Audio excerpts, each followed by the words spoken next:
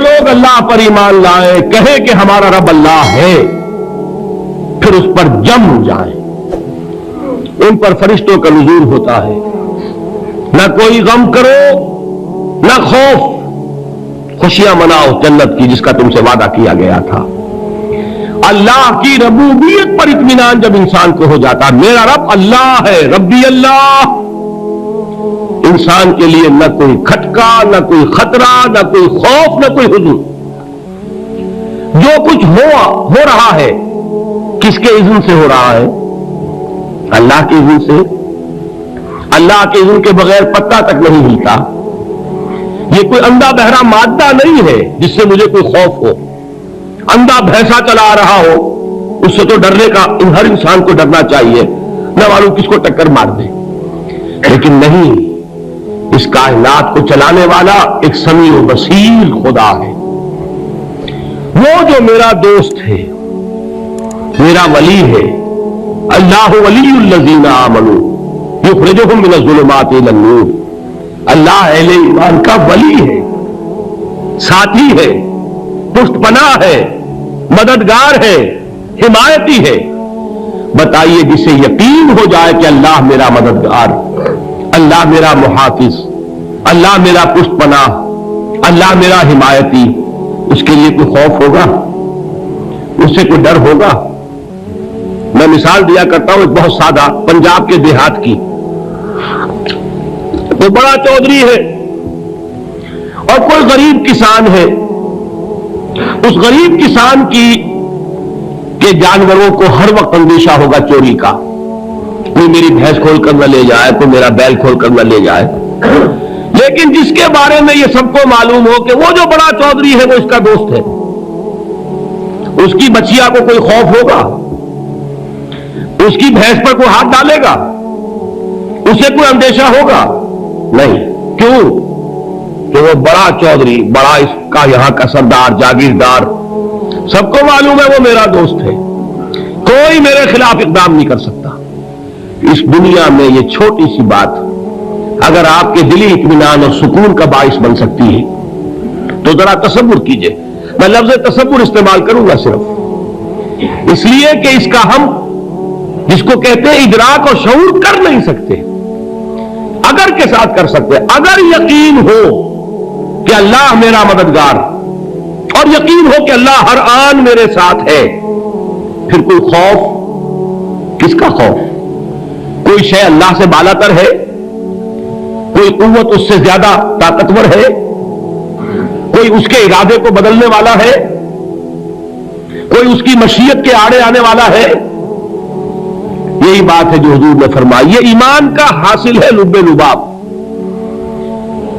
کہ دیکھو اچھی طرح اس بات کو ذہن نشین کر لو، اگر تمام انسان مل کر تمہیں کوئی نقصان پہنچانا چاہے نہیں پہنچا سکتے، مگر جو کچھ اللہ نے لکھ دیا ہو، اور تمام انسان مل کر تمہیں کوئی نفع پہنچانا چاہے نہیں پہنچا سکتے، مگر وہ شے جو اللہ نے طے کر دی ہو۔ آپ پھر میں کہوں گا ذرا طاری کیجئے، اسے فرض کیجئے، اسے سوچئے۔ اگر اس حدیث پر ہمارا دل ٹھکا ہوا ہو تو کسی سے ڈر ہوگا؟ یہ مجھے نقصان نہ پہنچا دے، یہ میری رپورٹ خراب نہ کر دے، یہ میری انکریمنٹ نہ رکوا دے، یہ میرا یہ نہ بگاڑ دے، یہ میرے یہ نقصان نہ پہنچا دے۔ اس کا ڈر، اس کا ڈر، اس کا خوف، اس کی خوشامد، اس کے لیے جا کر طرح طرح سے اپنی عزت نفس کو ذلیل کروانا اس کے سامنے، یہ سب کچھ کیوں کرتا ہے انسان؟ جب سمجھتا ہے کہ اس کے ہاتھ میں میرا کوئی نفع ہے، اس کے ہاتھ میں میرے لیے کوئی ضرر ہے، یہ مجھے کوئی گزن پہنچا سکتا ہے، یہ مجھے کوئی نقصان پہنچا سکتا ہے، یہ میرا کوئی کام بنا سکتا ہے، یہ میری کوئی ضرورت پوری کر سکتا ہے، اسی کا نام شرک ہے۔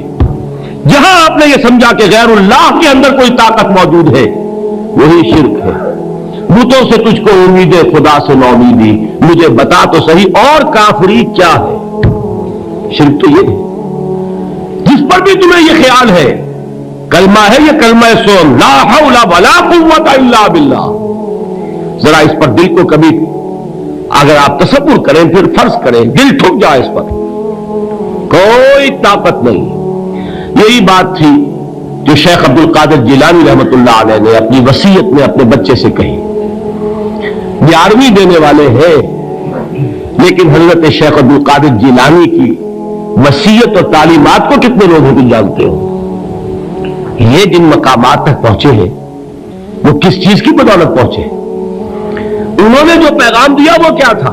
اے میرے بچے، جس طریقے سے قرآن مجید میں حضرت لقمان کی نصیحتیں جو ہے نقل کر دی گئی ہیں، میں یہ عرض کروں گا بالفرض اگر قرآن حضرت عبد القادر جیلانی کے بعد نازل ہوا ہوتا تو شیخ عبد القادر کی یہ نصیحتیں بھی قرآن میں درج ہوتی. اتنی اونچی نصیحتیں ہیں.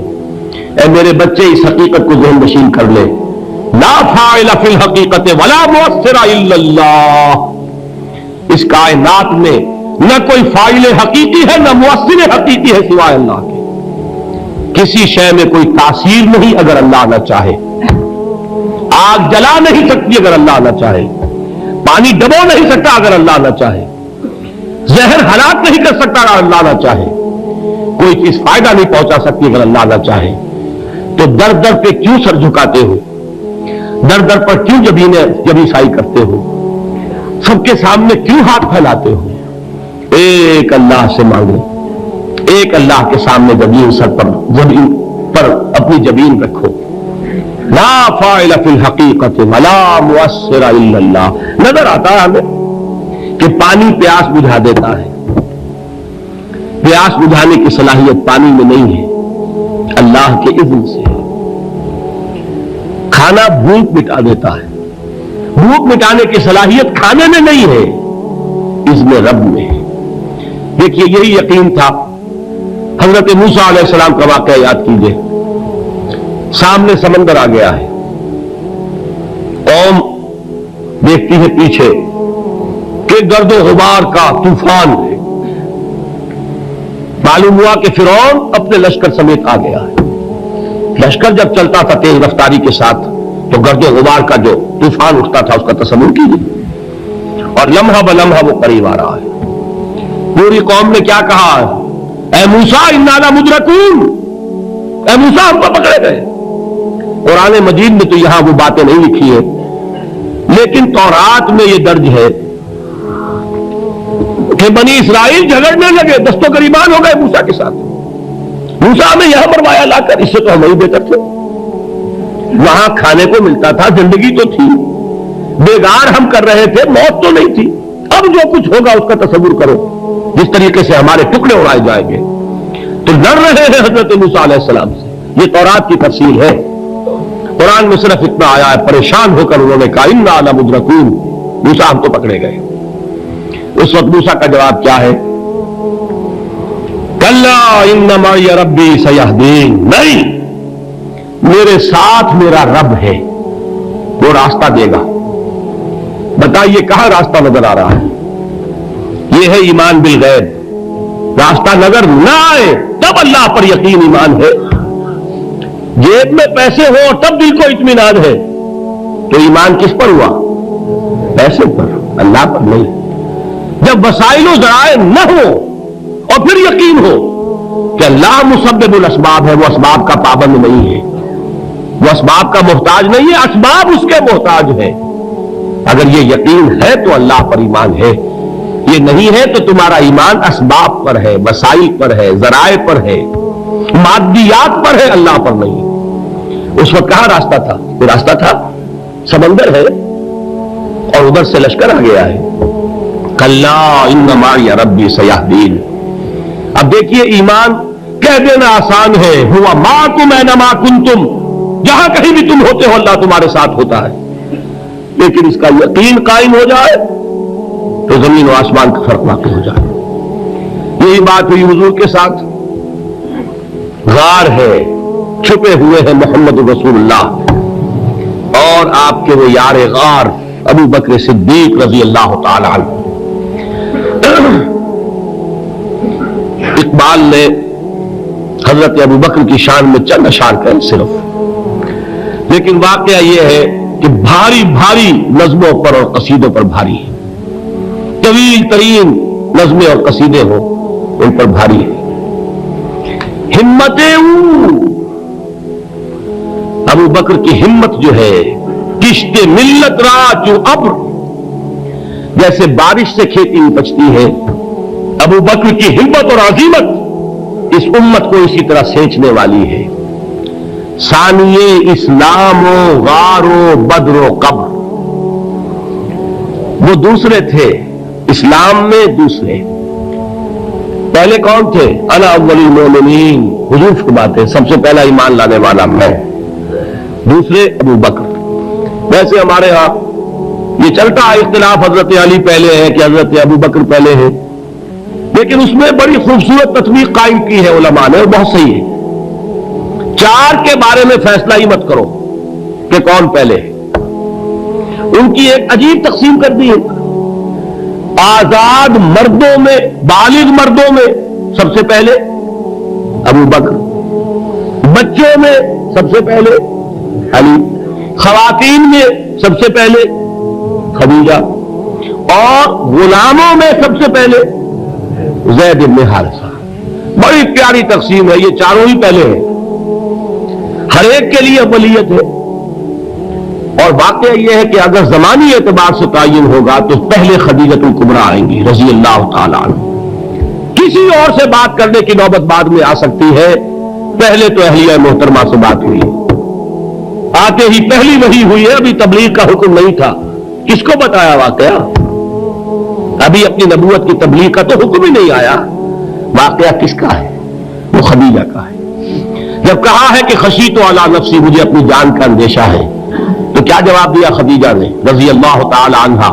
وہ صدیقۃ الکبریٰ ہے، صدیقات جو ہے خواتین، ان میں چوٹی پر خدیجۃ الکبریٰ ہے رضی اللہ تعالی عنہا، اور صدیق جو مرد ہیں ان میں صدیق اکبر ہے ابو بکر صدیق رضی اللہ تعالی عنہ، لیکن صدیقات میں چوٹی پر۔ جب حضور نے فرمایا خشیت علی نفسی، کیا فرمایا؟ کیا عرض کیا؟ کیسے تسلی دی؟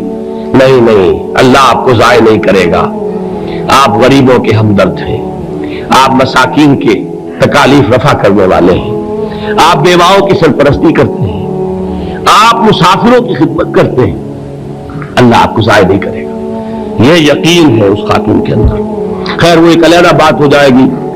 میرے دل پر حضرت خدیجہ رضی اللہ تعالیٰ عنہ کی شخصیت کا بڑا گہرا نقش ہے، جو وہ کوئی اور ہی وقت اور موقع ہوا تو بیان ہوگا۔ بہرحال اقبال نے ایک مصرے میں جو چار اولیتیں جمع کر دی ہیں، ہمت او کشت امت را چو ابر، ثانی اسلام و غار و بدر و قبر۔ اسلام میں حضور کے بعد پہلے کون؟ ابو بکر۔ غار میں حضور کے ساتھ کون؟ ابو بکر۔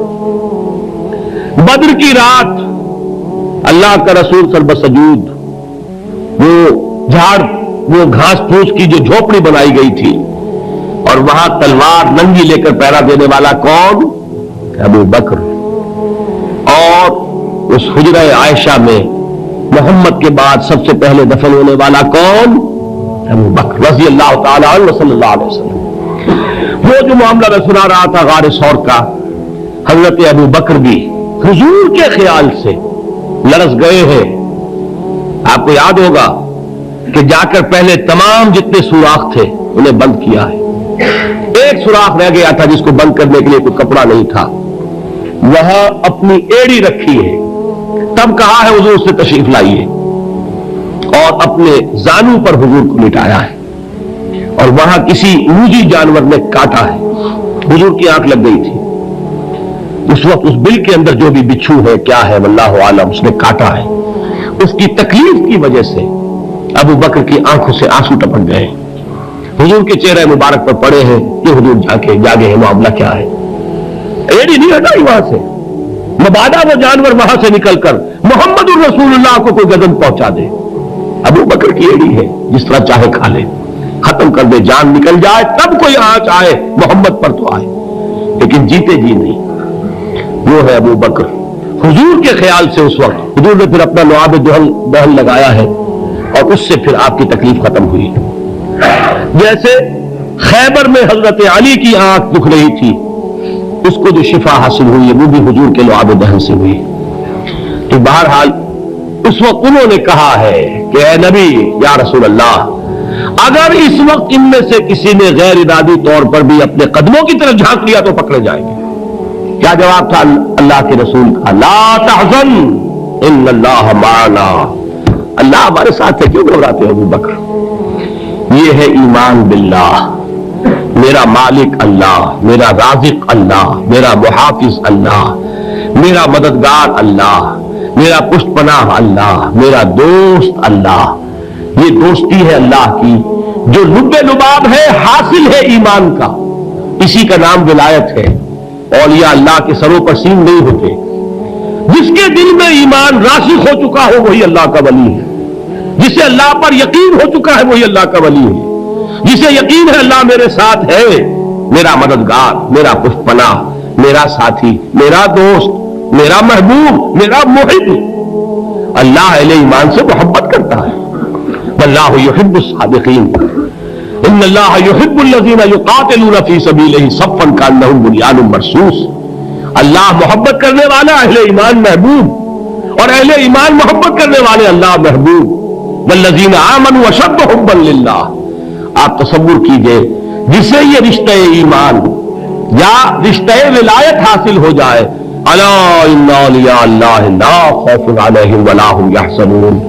آگاہ ہو جاؤ، اللہ کے دوستوں کے لیے نہ کوئی خوف ہے نہ کوئی حزن ہے.